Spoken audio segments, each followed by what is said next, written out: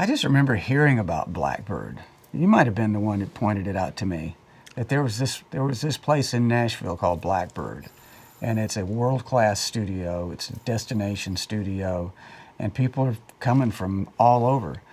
And so when Jeannie and I moved to Nashville in the summer of 2013, I quickly realized I'm like 7 minutes from Blackbird, and little by little, you're always wind up going to a studio. Even if you have a home studio like mine, you got to go over to the legitimate big studio and to do certain things.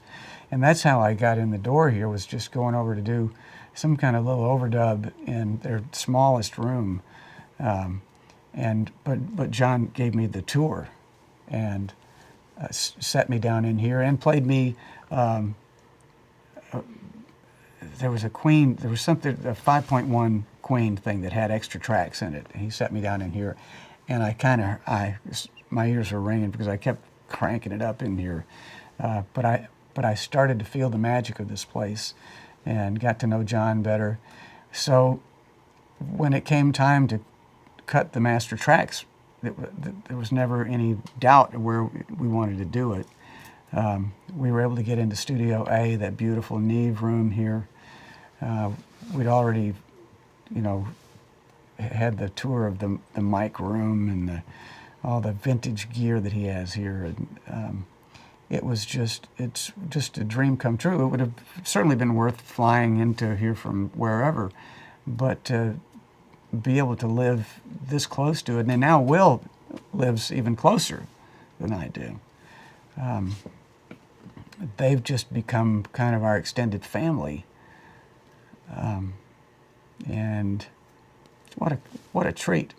When Will, who's the producer, came in, he said they wanted to cut on tape.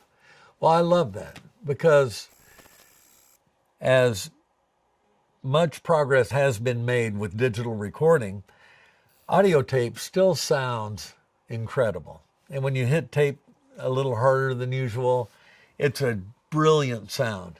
And I think it hits us in our DNA. It's something that we grew up on. I mean, every record up to, I guess, the 80s or so was made, on tape.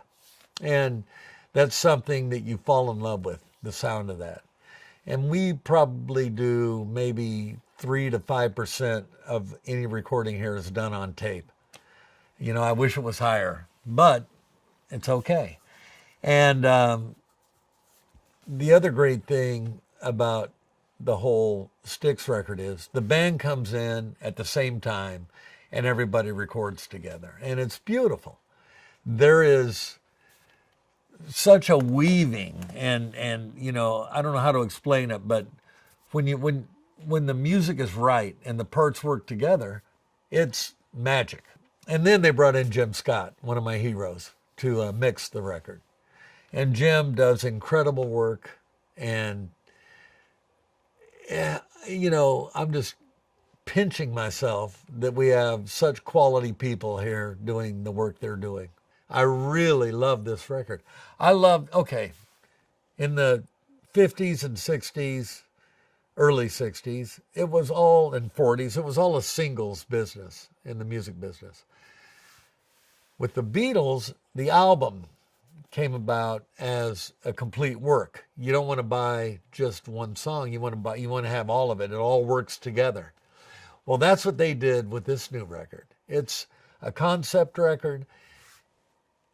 Every song stands on its own, but again, the whole is greater than the sum of its parts. It takes you on a trip, and it's pretty amazing. I love the record, and it sounds right. It's great.